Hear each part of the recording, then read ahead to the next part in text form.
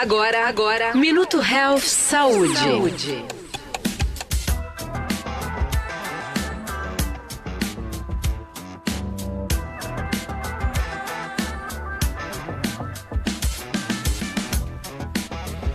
Muito bom dia a todos, ouvintes da Guardiã da Notícia. Estamos aqui na Rádio Guardiã da Notícia com o programa agora Guardiã Health. E o tema de hoje será medicamentos da obesidade, seus riscos e seus benefícios. Eu estou aqui com ele, com o doutor Antônio Carlos. Muito bom dia, doutor. Bom dia, querido. Prazer em revê-lo e estar aqui de novo. Sim, é um prazer é todo nosso, doutor. Então o tema hoje é um tema até meio que polêmico, digamos assim, né? É áspero, né? Um termo bem áspero. Eu até vou definir essa coisa do áspero, por quê? Porque existe uma definição, ou melhor, houve um consenso equivocado durante muito tempo, que os medicamentos para emagrecimento seriam do mal, né? No sentido de que não trariam benefícios, já não fosse o próprio emagrecimento, não é?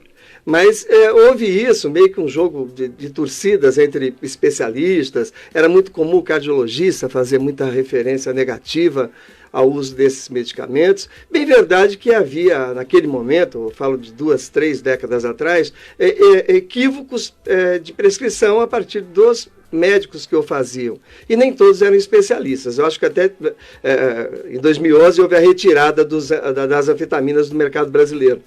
Eu acho que naquele momento o que deveria ser feito era uma revisão do que estava sendo feito com o tratamento da obesidade. E deveria deixar nas mãos daqueles que têm maior competência, ou pelo menos deveriam ter maior competência para fazer o tratamento. Mas é um tema áspero, sim, porque nem todos os medicamentos eles trazem só para tudo, mas especialmente para emagrecimento, nem todos os medicamentos trazem só a parte bacana da história. Às vezes a gente tem problemas. É disso que a gente vai estar dissertando hoje. Entendi, doutor. Então, assim, o que seria risco em relação ao medicamento para a saúde da pessoa que tem que emagrecer, ou é obrigatoriedade, ou ela quer emagrecer por si próprio, por uma questão pessoal? O emagrecimento em si, dependendo da magnitude dele, né, do quanto aquele paciente está perdendo percentualmente, ele é sempre tem que ser visto muito de perto, porque emagrecer muito tem vários comprometimentos. Você está emagrecendo e você está deteriorando, sob alguns aspectos, alguns sistemas. Então, a gente vê isso muito na cirurgia bariátrica. Perfeito, não estou aqui condenando, aliás, eu indico de maneira ampla, desde que haja indicação. Quando você perde muito peso, você não perde só gordura, você perde também a estrutura muscular. De sustentação também, você pode ter problemas sérios de coluna se você não fez não trouxe uma conduta auxiliar, ou seja, você não foi orientado com relação à preservação desse universo muscular na sustentação de elementos importantíssimos, como o caso da coluna. Você pode ter problema articular de quadril, de tornozelo, independentemente do tratamento ser farmacológico ou não. Então, independentemente de ser farmacológico ou não. Agora, quando nós falamos do tratamento farmacológico, esse tratamento farmacológico raramente é feito pelo próprio paciente, ainda que ele possa ter acesso. Eventualmente, alguns medicamentos não retém receita e ele pode, porque a amiga ou o amigo usa, achar que ele está apto a fazer o uso daquele medicamento e ele vai correr sérios riscos. Tem algum som que está saindo aí no... Falamos do tratamento farmacológico. Então tem muita importância a presença do médico perante o tratamento farmacológico. Nós vamos detalhar pelo menos 5 ou 6 medicamentos mais comuns e os riscos. Aí você me perguntou, quando você fez a pergunta, você não pensou em qualquer tratamento. Você pensou no tratamento farmacológico, os riscos que ele podia trazer. Isso. Entre eles, por exemplo, a arritmia cardíaca, alguns medicamentos são excitatórios, são adrenérgicos, eles podem aumentar a frequência cardíaca, eventualmente pode aumentar a pressão. Um paciente que é borderline, é quase hipertenso, ele tem já a tendência a evoluir com hipertensão, ele pode abrir um quadro hipertensivo. A situação mais importante a ser abordada aqui, que seriam situações absolutamente reversíveis. Certo. Eu, graças a Deus, nunca ouvi dizer que algum médico tenha prescrito judiciosamente medicamento de emagrecimento tenha tido algum problema sério. Eu nunca tive desses... É ruim falar tempo de carreira, porque você já mostra a idade, né? E aqui com 30 anos de formado, eu acho que eu milito também nessa seara do emagrecimento, pelo menos há 25. Não tive, eventualmente você tem que tirar o medicamento. Outra situação que não é das mais incomuns é o temperamento do paciente modificar. E aí modifica independentemente do uso do medicamento. Então existe essa probabilidade. Existe essa probabilidade mesmo naquele tratamento que é voluntário, que o paciente, a pessoa mesmo se dedica ou busca orientação da nutricionista, de um nutrólogo, ou ele mesmo, olha, como pãozinho demais, parei, e começa a ser rigoroso por algum motivo, até uma promessa que ele tenha feito, e essa situação, o humor, ele é muito balançado. Se ele tiver uma tendência a evoluir com quadro depressivo, não é incomum. Então não é exatamente o medicamento, mas o emagrecimento. Mas vamos tocando, que você está com bastante pergunta para fazer. Não, está bastante, doutor. Eu estou vendo que o tema é muito bem elaborado e razoável. E assim, eu acho que todo mundo tem aquela vontade de saber quais seriam os remédios que eu iria usar, qual seria o paciente em determinado caso. Eu sei que cada caso é um caso, né? Como dizem, né? Então, qual é o remédio mais usado assim, nesses casos? Sim, o que seria hoje a conduta mais comum quando existe um tratamento farmacológico. Porque sempre a primeira orientação é mudança de hábitos. E isso não é tão simples assim. Esses hábitos eles foram adquiridos ou foram como se diz, conquistados, né? Atribuídos, conquistados. São coisas que vão acontecendo e você vai se engajando nas coisas que você gosta, que você faz. E, eventualmente, quando eu falo de alimento, eu estou citando essa conquista, né? Mas tem situações que, na verdade, são perdas. Você que gosta de jogar futebol, que sempre teve a atividade física, o que acontece, na maioria das vezes, nós... todos aqui urbanos, não posso falar do meio rural ou intermediário, a partir de determinado momento, as atividades urbanas contemporâneas que nós nos atribuímos ou são atribuídas a nós, elas nos consomem. Então você acaba não tendo... Você não pega mais ônibus, ou mas pega o ônibus, perto de casa, sobe no metrô, ainda que seja alguma atividade, é melhor do que não fazer nada, mas assim, é diferente do que eu até comentei com a Gabi na semana passada.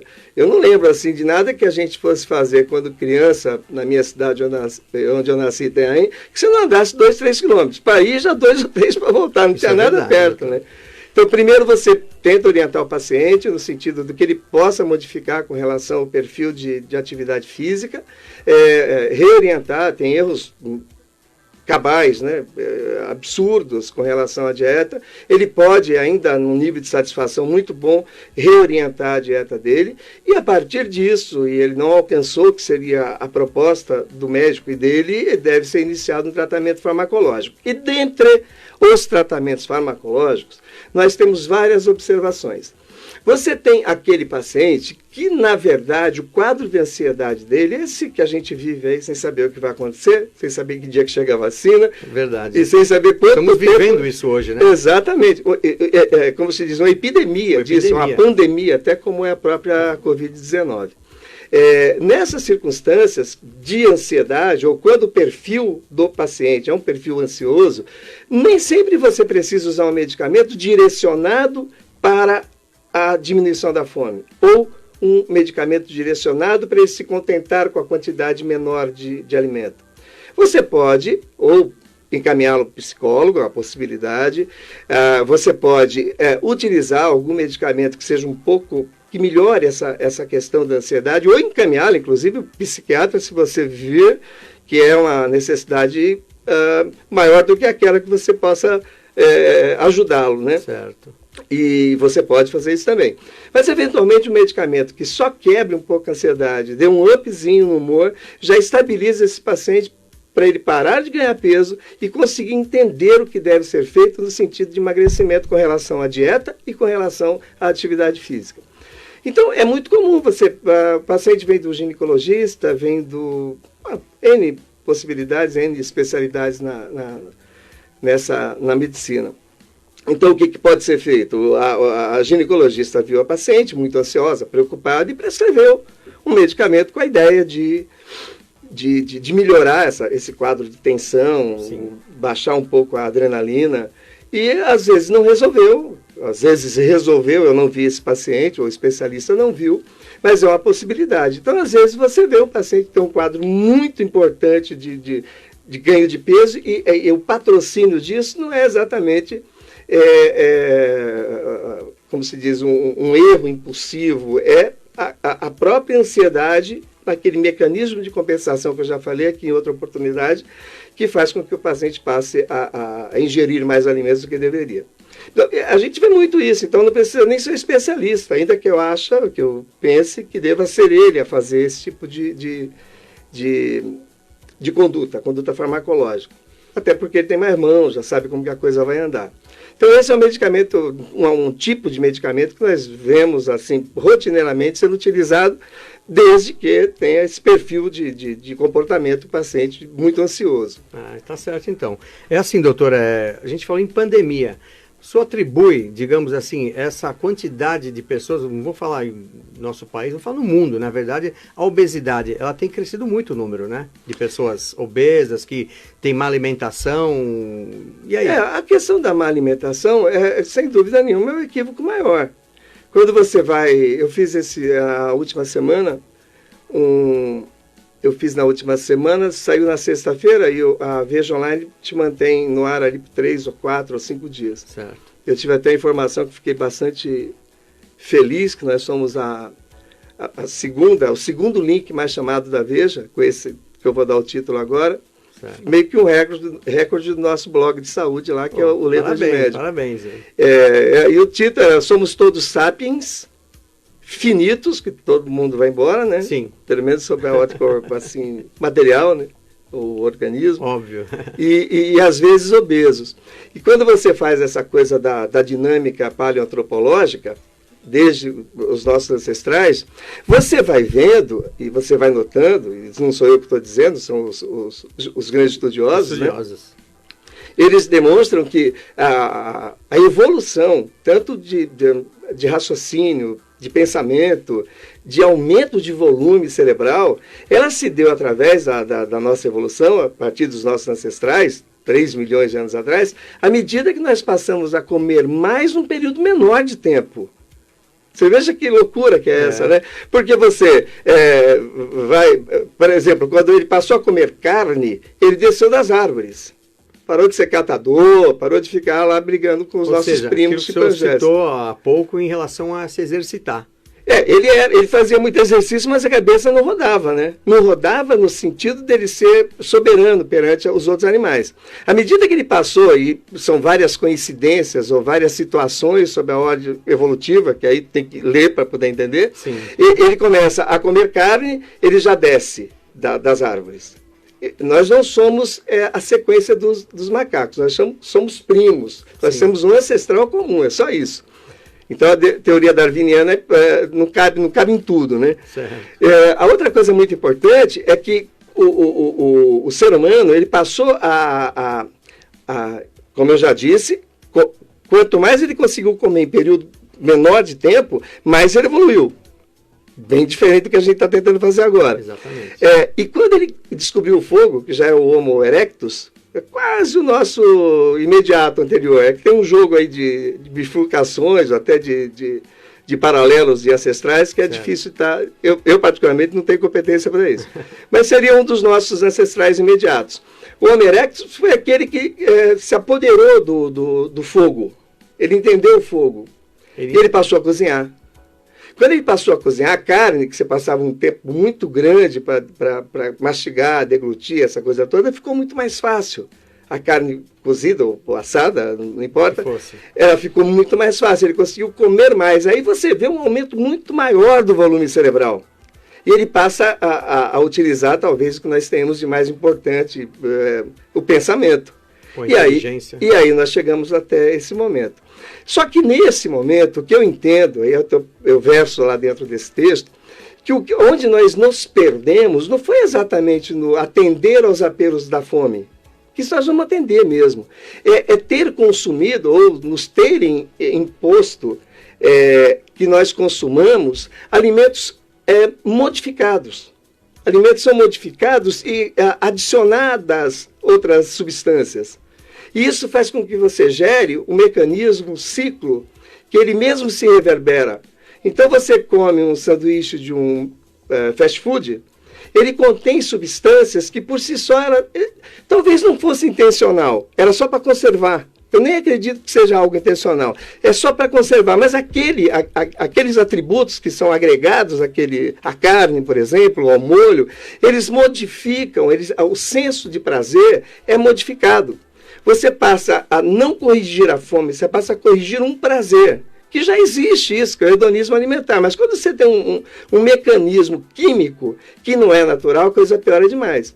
É muito provável que se o ser humano, a partir das nossas crianças, nós conseguíssemos entregar a eles só produtos que tivessem origem, como eu digo, não fossem modificados, não importa o quanto aquela criança, ou aquele adolescente, ou aquele adulto jovem, ou aquele adulto quisesse comer. Se esse alimento não fosse modificado, no meu entendimento, eu acho que nós teríamos um percentual muito menor, mas muito menor, de obesidade propriamente dita.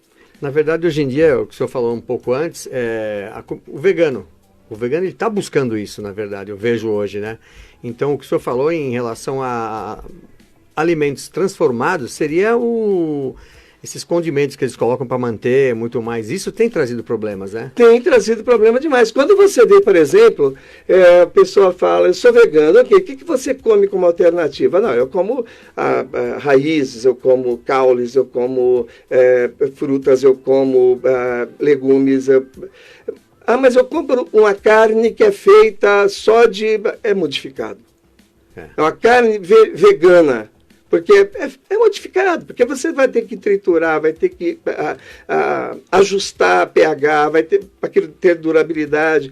Mas do ponto de vista proteico está resolvido. Ok, está resolvido, e o restante? O que você agregou ali para modificar aquilo e parecer com carne? Eu acho tão interessante que é assim, a pessoa não quer comer a carne, mas tem que ser igualzinho, tem que ter cheiro, tem que ter a textura. Mas isso se é conceitual, se aquilo te interessa, você não tem que comer uma carne que inventaram para você, que tem cara de carne, mas não é. Que na verdade é transformado, como o senhor disse. É absolutamente transformado. Eu não estou indo contra o conceito vegano, contra o vegetarianismo, não, absolutamente. Tem vários amigos até que essa luta não é só aqui, é lá também com eles. Voltando a falar um pouquinho dos medicamentos, assim, historicamente, as anfetaminas, desde a Segunda Guerra Mundial, foi uma criação alemã, na verdade, que era para os soldados ficarem acordados e sem fome e atentos, né? E dali nós derivamos, quer dizer, a medicina derivou para que aquilo fosse utilizado para o tratamento de emagrecimento. E foi uma coisa que se arrastou muito ao longo do tempo, com poucos estudos. Eu lembro que você comprava um medicamento anfetamínico, tinha vários, Desobese, tinha tem vários nomes, né, comerciais, a gente acaba não... Mas de anfetamina, da anfepramona ou do femproporex. E você, naquele momento, naquele instante, estou falando provavelmente década de 70 eu já havia, mas eu vi isso a partir da década de 90 que eu estava formado. E quando você tinha aqueles medicamentos, estava lá na bula, utilizar por 3 meses para modificar o hábito. O equívoco já começava aí. Obesidade não é de forma nenhuma uma doença que nós possamos tratar agudamente, por um período curto, farmacologicamente. Assim como a hipertensão, como diabetes, como o tratamento é a médio e longo prazo. Talvez, eventualmente, para o resto da vida. Depende do quanto que nós estamos trabalhando, né? O que a gente está trabalhando com relação a volume de peso a ser perdido e sustentada essa perda de peso. E as anfetaminas, além desses vieses que eu falei, inclusive bélicos, né? Para poder estar lutando ali no campo de batalha, a anfetamina, ela atua no centro da fome. Nós temos o centro da saciedade, que é o tal de centro ventromedial do hipotálamo, e temos o centro da fome. são lugares diferentes, não são criações esotéricas ou coisa do gênero. Existem dentro do nosso sistema nervoso central, e essa anfetamina, ela vai lá nesse centro da fome e mexe no termostato, toca ele, encosta ele para baixo. Você não está com tanta fome, você foi artificializado, você não está com fome. Ou seja, ela manda uma mensagem, né? A substância vai lá e se estabelece com as outras, e o que te responde como fome cai. Você passa a ter menos fome. Interessante. Depende muito da sensibilidade. Qual que é o defeito desse medicamento? Primeiro que essas anfetaminas antigas tinham muitos efeitos colaterais. Um deles, muito importante, é o quadro excitatório que criava para o paciente. Ele, eventualmente, nem todos, mas existia um percentual. Ficava muito impulsivo, ele ficava... o humor podia cair, não era exatamente pela anfetamina, era pela queda da ingesta alimentar. É um jogo também que foi pouco estudado. Poderia eventualmente ter palpitações, depende da faixa etária, estaria contraindicado. E alterações de ordem psiquiátrica. Você tinha que estudar muito bem o paciente para poder prescrever aquele medicamento. E até por isso, acho que houve razão quando tiraram em 2011, porque era prescrito assim como se fosse... um remédio para dor de cabeça. Pronto, assim. Exatamente. E os médicos, nesse ponto até faz muito sentido as reclamações das outras especialidades, que nem todos eram especialistas. Na verdade, 70% de quem prescrevia anfetamina não era endocrinologista. Não é proibido eu prescrever um medicamento do neuro, não tem problema nenhum, que seja do oftalmo. Eu sou médico, tenho informação para isso. Mas quando você torna aquilo o teu ato, né, a tua faixa de ação, você tem que saber o que está fazendo. Você não está quebrando um galho ali porque um paciente não pôde encontrar um médico e tal. E as anfetaminas ficaram assim, sendo muito mal vistas. Até que agora nós temos no mercado anfetaminas que inicialmente não foram criadas para emagrecimento, assim como lá atrás foram criadas apenas para os soldados, né? Certo. Elas foram criadas agora para crianças, a partir de 4 anos de idade, para déficit de atenção. E foram derivando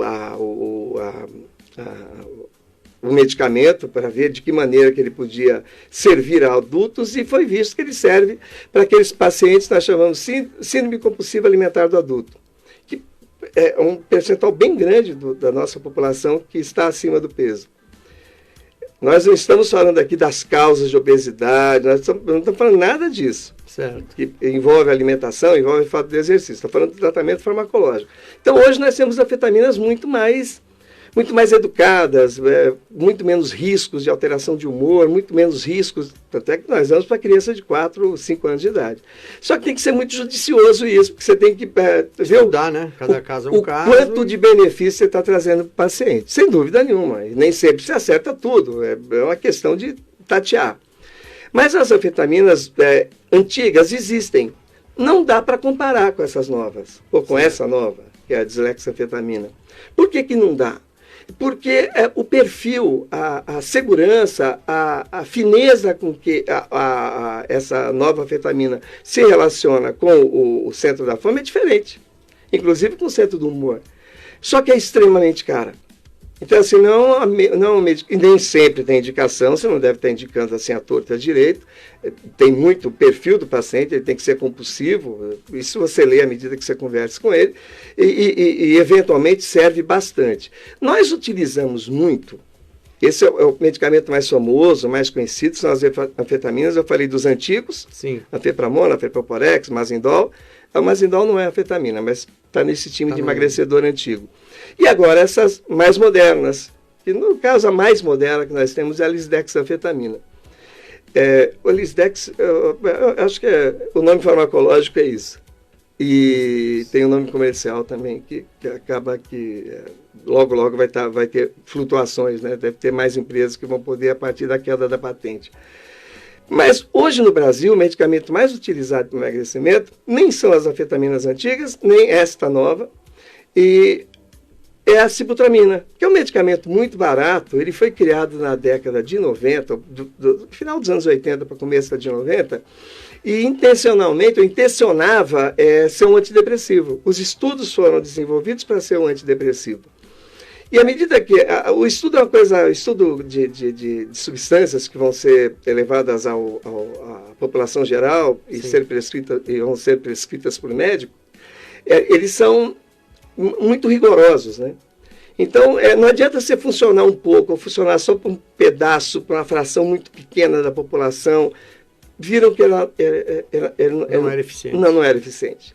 Mas viram que naquela população estudada para ver quadro depressivo, quanto melhorava, um percentual de melhora era pequeno com relação à depressão, mas era muito importante com relação à perda de peso. Então, ali para meados da década de 90, 1990, passou a ser ganhar o mercado a sibutramina, para emagrecimento da dose de 10 e 15 miligramas. O perfil de segurança dela era tão grande que existiam inúmeros, centenas de estudos demonstrando segurança no uso da sibutramina em crianças, a partir de 7 anos de idade. É bem interessante isso, porque até crianças nós podíamos usar. A única ressalva que existia é que pacientes a partir de 65 anos de idade não deveriam fazer uso do medicamento. Por quê? Porque não tinha sido estudado. A sibutramina não tinha sido estudada. Então, nós não prescrevíamos e não prescrevemos, né? Na maioria, uma situação ou outra vai depender, né? Para pacientes acima de 65 e 70 anos de idade. Bom, foi passando o tempo, esse medicamento foi se estabelecendo, ele era muito caro. Ele era muito caro. Tinha duas empresas que faziam code share aqui no Brasil e vendiam esse medicamento. Quase que um monopólio, né? Sim, porque o que vendia porque a outra autorizava, né? E a coisa foi andando com aquele medicamento, ele tinha um perfil diferente das anfetaminas. Por quê? A anfetamina vai no centro da fome. Então, baixa o termostato da fome. Você não está com fome. E a sibutramina, ela é, como fármaco, né? A ação dela é sacietógena. Ela vai no centro da saciedade, não da ansiedade. No centro da saciedade. E o que ela faz no centro da saciedade? Ela faz com que você se conforte com a quantidade menor de alimento. Então, isso era... adoravam, ainda adoram falar de reeducação alimentar. Então, isso ajuda a reeducar o paciente, que seja a criança, que seja o adulto, porque eu não estou tirando a fome, eu estou aumentando a saciedade do paciente. Porque são duas situações complicadoras, né? É a fome que você tem demais e a saciedade que você tem de menos. Quer dizer, eu como e não estou saciado. E esse medicamento veio meio que preencher esse... Aí tentou-se misturar a anfetamina com ele, mas chegou um momento da vida desse medicamento que caiu a patente. A patente eu tenho, o laboratório acho que era o Seria cair a patente, doutor, para que os nossos ouvintes que não entendem, mais ou menos? Isso, fez muito bem a pergunta. Aliás, eu fico falando aqui como se estivesse conversando com o... né? Tá muito bom. A patente, quando você cria um medicamento, você gastou para criar aquele medicamento, você estudou, desenvolveu várias fases de estudo, foi submetido à avaliação de órgãos específicos, nos Estados Unidos, o FDA, aqui a Anvisa, né, são órgãos paralelos, claro que lá com foi aprovado pela FDA, é improvável que alguma outra instituição tenha, não tá balizado, deveria estar aprovando. Bom, mas quando você gasta muito, o investimento é extraordinário. Então você desenvolveu, foi aprovado, você tem 10 anos de exclusividade daquele medicamento. Quem pode fazer, quem pode vender é você, ou quem você permita. Passa 10 anos, você pode pedir prorrogação, tem um jogo aí que eu não sei explicar, porque é bem específico, bem de ordem legal e institucional também. E quando todo mundo passa a vender, o medicamento barateia demais. Então, se você estava com ele a 300, ele baixa para 30 em 10 vezes. Mais ou menos o genérico. Ele passa a ser, aqui no Brasil, pela nossa legislação, uma vez que tenha quedado a patente, a partir dali, qualquer laboratório que tem estirpe, que tenha a autorização para isso, pode fabricar. Você tem que é público, é de conhecimento público aquela substância, como que você alcança aquela substância. E qualquer um pode estar fabricando, pode estar vendendo. Naquele momento, nós estamos falando agora de 2009, talvez, para fim da década, ou melhor, para fim dos anos 2010. A instituição, a farmacêutica que criou o medicamento, deu sequência naquele estudo, já tinha que é dado a patente. Deu sequência naquele estudo dos pacientes acima de 65 anos, na comunidade europeia. Sequenciou. Aquilo que o senhor tinha dito antes, que a partir de 60 não tinha, agora, de 2009 para cá... Eles foram lá e estudaram e demonstraram que em pacientes acima de 65 anos, você aumentava a chance de ictus, de acidente vascular cerebral e ictus coronariano, no caso infarto, num percentual. Era 18% para AVC e já não lembro bem a quantidade de riscos aumentados contra, né? O uso desse medicamento em pacientes acima de 65 anos. À época, o FDA ainda tentou, a instituição máxima tentou contra-argumentar com o laboratório, olha, mas ok, porque já está na bula que não deve ser usada a partir de 65 anos. Não me pergunte de que maneira que foi o convencimento, mas o FDA aboliu dos Estados Unidos, depois de uma discussão entre o próprio fabricante, a partir desses estudos, e o FDA, discussão, eu não estou falando que eles saíram batendo no outro, né? Mas de troca de informação, o FDA retirou do mercado, por causa desse risco aumentado em pacientes acima de 65 anos de idade. E aí eu também fiquei sem entender, porque como que se você já não usava, qual o problema de não continuar não usando, né? Eu vou continuar não usando. Meio que estranho. Muito estranho. Isso nunca ficou muito bem explicado. Deve ter um jogo de mercado muito grande, não vou aqui também criar polêmica, já criando um pouquinho, né? Mas, pouquinho, né? Sem exagerar. E o que acontece? A maioria dos países do mundo retirou do mercado. A maioria dos países do mundo. Eu tenho a impressão que é o Brasil mais 2 que ainda prescrevem a sibutramina, que eu não vejo o menor problema, um medicamento simples, sacietógeno, muito bem indicado. Ele resolve por 3, não resolve por muito tempo, mas resolve por um período. É um coadjuvante interessante, sim, sem dúvida nenhuma, e com risco muito pequeno, porque quando ele entrou no mercado, o que todo mundo dizia é que a probabilidade de trazer algum problema era quase zero. Usava-se em criança. Sem efeitos colaterais. Sem efeitos colaterais. De qualquer maneira, a partir do final da década de 2010, a sibutramina saiu do mercado na maior parte do mundo, por uma insistência da própria criadora, né, da própria fabricante que principiou a comercialização do medicamento. É um medicamento interessante. Eventualmente, você pode ter em 10% dos pacientes, na dose maior, uma elevação do nível pressórico, mas se você observar bem isso, o humor do paciente, não houver qualquer queixo importante com relação a sono, você pode manter por um período prolongado de tempo com segurança. Ele só não é de regra extremamente específico. Alguns pacientes respondem muito bem, outros não respondem tão bem assim. É contraindicado em paciente hipertenso, principalmente doses maiores, não que o paciente não possa receber o medicamento ali observado pelos clínicos que o prescrevem, mas deve ser evitado. Esse é um medicamento de mercado que é prescrito por endocrinologistas, por ginecologistas, por N especialidades, para aquele paciente que está com interesse em emagrecimento. O mais prescrito. Falei um pouco dos medicamentos que são ansiolíticos, logo no início, né? E falei das anfetaminas. E esse é o de mercado. Agora, o melhor medicamento para emagrecimento, o melhor hoje no mercado, mas de uma distância absurdamente grande, é um medicamento biológico, no sentido que ele é feito à semelhança de uma substância que nós temos. Aí você vai me perguntar, que substância é essa, onde é feito, o que ele faz? Todas as vezes que nós fazemos a ingesta alimentar, todas as vezes, tem o processo digestivo. Exatamente. O processo digestivo é aquele que os pequenos pedaços ou pedaços maiores, eles são submetidos à ação de várias substâncias, os sucos digestivos, para serem reduzidas essas estruturas alimentares a um menor elemento para ser absorvido. Então a carne, né, ela não é absorvida aos pedaços, ela é absorvida a partir dos aminoácidos. Quando a gente pensa na proteína, a proteína nada mais é do que uma sequência de aminoácidos. E os aminoácidos seriam como se fossem os vagõezinhos. Nós não absorvemos 2 aminoácidos juntos. Nós absorvemos um. Para você ter a ideia da importância do processo digestivo. O quanto teu organismo trabalha para reduzir aquilo, quer dizer, a atividade química sobre esses alimentos, quanto mais mastigados, melhor, mas mesmo que eles sejam mal mastigados, eles vão ser absorvidos, só que vão receber uma quantidade muito maior de substâncias do suco digestivo. Então, aí no caso são as peptidases, elas quebram a proteína e você vai absorver os aminoácidos, assim como acontece com todas as outras estruturas alimentares.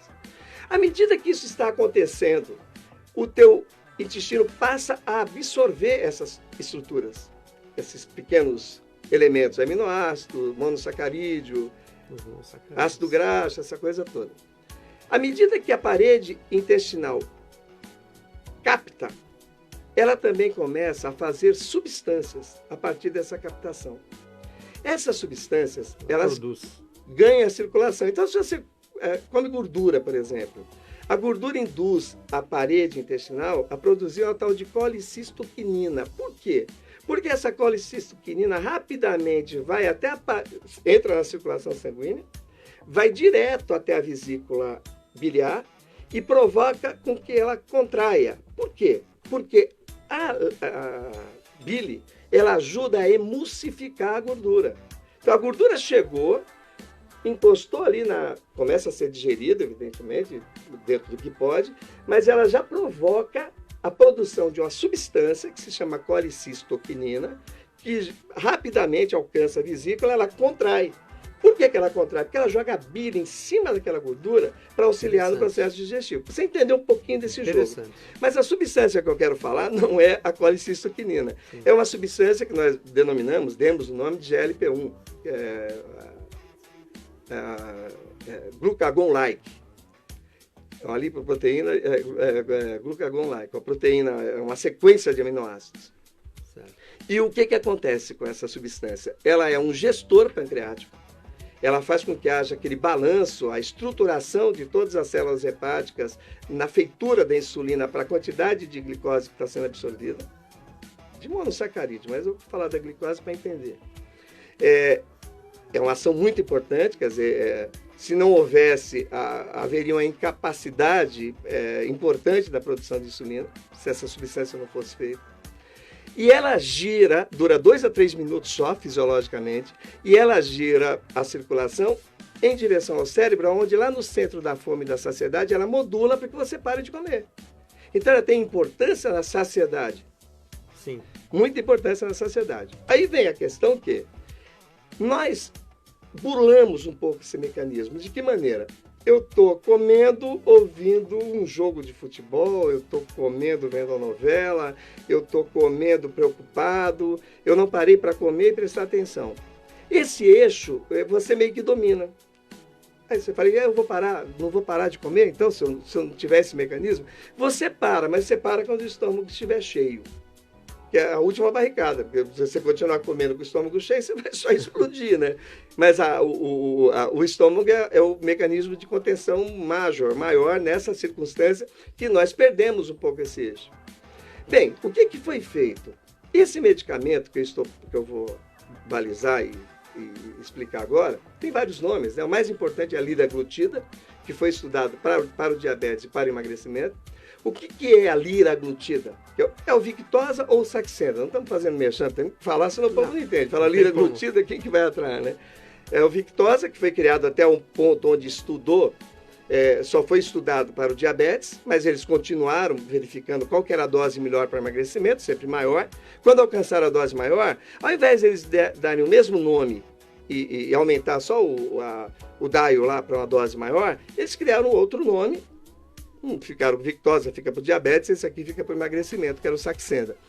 Essa substância que está dentro desses dois negócios aí, tanto da seringa do Victoza quanto do Saxenda, assim como do Ozempic, que é o medicamento mais novo, é igualzinha àquela substância que eu falei para você, que é produzida a partir da absorção alimentar e que vai fazer gestão lá no pâncreas e vai também lá no teu cérebro pedir para você parar de comer. Só tem uma vantagem, não dura 2 a 3 minutos.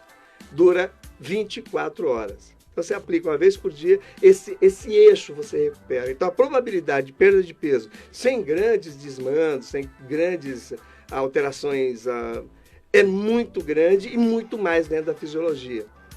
Muito mais dentro da fisiologia. Então, o que a gente tem de mais moderno hoje é isso. E quando você agrega isso, basicamente, o que eu falei anteriormente, inclusive a anfetamina, inclusive sibutramina, inclusive o ansiolítico, você sabe jogar isso com o paciente, a chance de você tratá-lo sem uma queixa importante com relação a efeitos colaterais, que neste caso é só de ordem gastrointestinal, habitualmente uma náusea, eventualmente vômito. Depois que existe o equilíbrio, a coisa anda de maneira que o paciente consegue ir bem sem problema nenhum. E é o melhor tratamento que nós temos no mercado hoje, no mundo.